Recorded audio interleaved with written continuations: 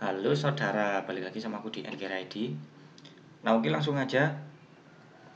Jadi kemarin ya muter-muter YouTube nggak sengaja nyasar ke videonya GSX 250R. Nah karena itu aku tertarik buat bahas ini motor. Sebelumnya aku udah pernah bahas ini motor dulu udah lama, cuman kayaknya kurang sreg gitu aja ya. Nah sekarang aku mau bahas lagi yang lebih spesifik yaitu tentang GSX 250R. Sekali lagi GSX 250R ya, jadi R-nya di belakang angka bukan GSX R250 karena penempatan R di depan atau di belakang angka itu udah beda peruntukan. Jadi ini lebih ke sport touring dibandingkan yang pure sport macam GSX R150, GSX R1000. Nah, oke langsung aja. Jadi motor udah cukup lama ya diluncurin di Cina sana. Ini dia pakai mesinnya, kalian inget gak dulu Yamaha Indonesia pernah datengin motor yaitu Suzuki Nazuma, bentuknya kayak gini. Nah dulu Suzuki pernah datengin ini motor dan jual di Indonesia Suzuki Nazuma, cuman dia penjualannya nggak begitu bagus ya karena emang harganya nggak sesuai dengan spesifikasinya. Maksudnya harganya terlalu tinggi buat spesifikasi ini motor. Dia mesinnya masih SOHC 2 klep dan powernya pun kecil. Ini bentuknya kayak gini Suzuki Nazuma, naked, motor touring lah. Terus beberapa saat kemudian Suzuki Cina ngeluarin produk lagi, dia pakai mesinnya Suzuki Inazuma tadi dengan beberapa perubahan dan muncullah GSX 250R ini. Ini videonya.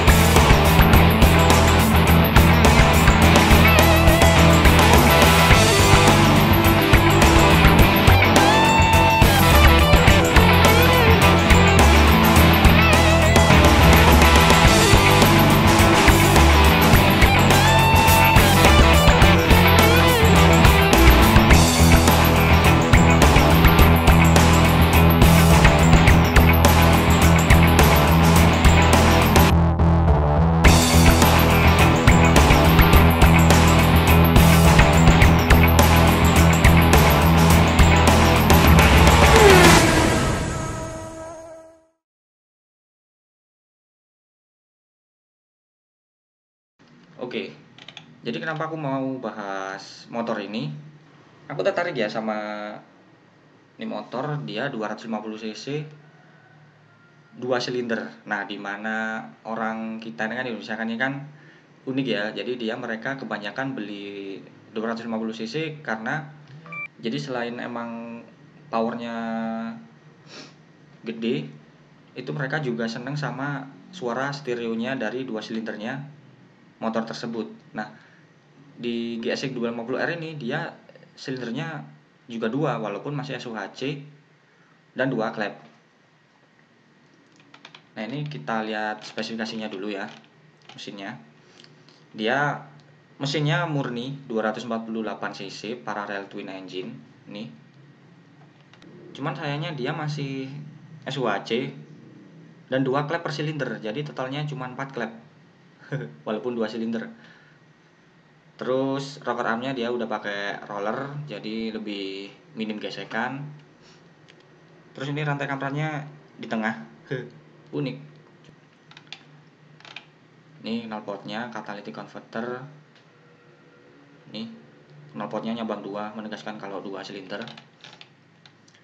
Terus fitur-fiturnya, ini lampu depannya masih bohlam, cuman dia lampu senjanya ini udah LED. Kemudian lampu belakang dia udah full LED, tapi lampu winker atau lampu sennya masih bohlam biasa. Terus speedometer, kalian gak asing kan ini speedometer apaan? Mirip kayak punya GSX R150 ataupun GSX S ataupun Suzuki Satria FI. Mirip kayak gini. Kemudian Ban ini aku yakin dia pakai ERC Roadwinner, udah hafal dari alurnya. Terus ukurannya yang depan mungkin 100, belakang 140. Disc brake-nya udah gelombang, dimana itu bisa ngelepas panas lebih cepat. Terus stang dia udah pakai stang jepit, tapi dia masih di atasnya yok karena dari namanya juga udah GSX 250R bukan GSX R. Terus ini ya, joknya udah split seat kayak sport fairing yang modern sekarang. Ini foto-fotonya. Kalau secara desain, aku sih nggak banyak komentar ya, karena desain itu seperti biasa, masalah selera. Cuman kalau menurutku pribadi, aku suka sama desainnya. Ini jadi dia ciri khasnya Suzuki, headlampnya cuma satu, single headlamp ini. Tapi dia single headlampnya ini nggak cuma sekedar bulat atau kotak, dia runcing-runcing, bentuknya itu keren. Baik GSX 250R ini ataupun GSX R150, terus Muge-nya GSX R1000, dia walaupun single headlamp cuman keren kalau menurutku. Dia juga desainnya dari depan ke belakang ini bodinya mengalir ya, padat, ringkes, nggak lebay kayak gitu. Terus juga nggak begitu meruncing, elegan lah. Jujur aku suka, cuman kalau menurutku satu yang kurang yaitu tangkinya. Tangkinya kecil nih, andaikan tangkinya agak gede ke atas gitu mungkin lebih keker. Ini yang warna livery MotoGP, sumpah keren deh. Terus balik lagi ke kataku tadi. Jadi mungkin motor ini emang mesinnya kurang ya. Cuman gimana pun dia udah 2 silinder, dimana suara stereonya itu nggak bakal bisa dimilikin sama motor yang 1 silinder. Jadi aku punya pendapat mungkin nggak kalau kalau Suzuki Indonesia datangin di motor dijual lebih murah daripada 3 motor sebelumnya, yaitu CBR, R25 atau Ninja. Jadi dia main di harga sama kayak Suzuki GSX R150 dan main di itu tadi apa 2 silindernya tadi. Jadi walaupun dia mesinnya kurang tapi dia udah 2 silinder. Kebetulan ini aku ada nemu videonya di webnya, di channelnya Yoshimura. Kenapa Yoshimura, dia kalau pakai knalpot racing dia benar-benar 2 silinder, jadi kayak gini suaranya.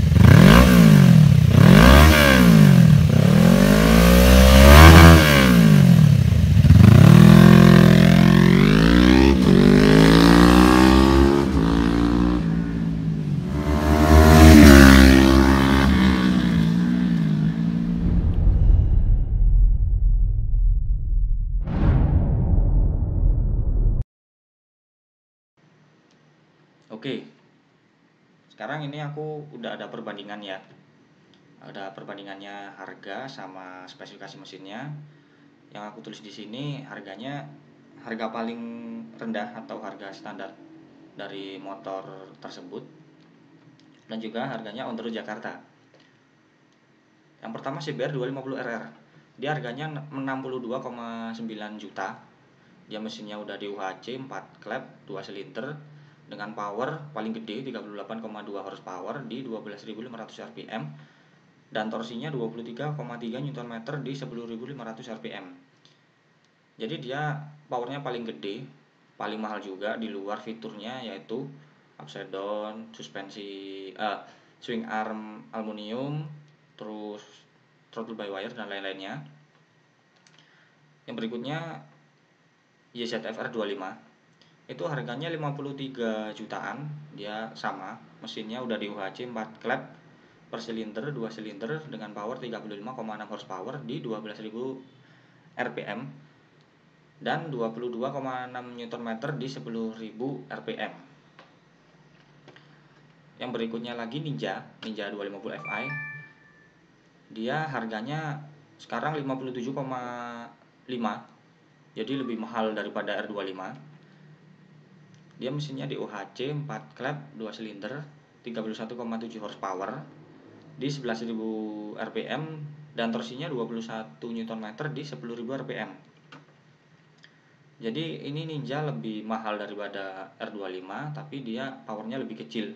Soalnya emang R25 ini udah diproduksi lokal, sedangkan Ninja ini CKD kalau nggak salah. Jadi impor dari Thailand sana, pretelan terus dirakit sendiri di Indonesia. Kalau R25 ini udah benar-benar dibikin di Indonesia, makanya harganya juga beda. Nah, kemudian yang terakhir GSX ini. Dia mesinnya SUHC, 2 klep per silinder, 2 silinder.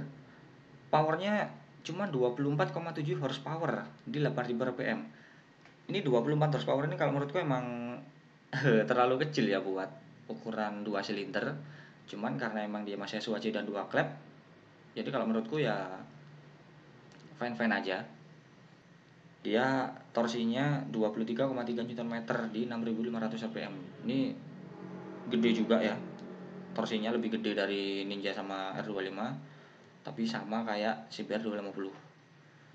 Bedanya dia kalau CBR di 10.500 rpm, kalau GSX ini cukup di 6.500 rpm dia udah dapat torsi 23,3 Nm. Jadi nggak perlu puntir gas dalam-dalam, itu torsinya udah dapat gede.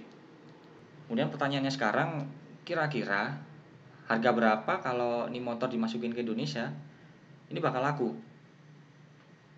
Karena itu tadi, kayak kataku tadi, orang Indonesia kan kadang beli motor 250 cc kan yang dicari selain powernya juga karena dia senang sama suaranya.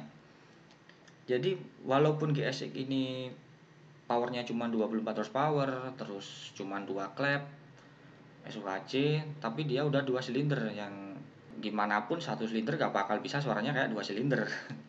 Seandainya ya ini Suzuki Indonesia bawa ke sini atau bahkan produksi di sini dan taruhlah harga 40 sampai 45 jutaan.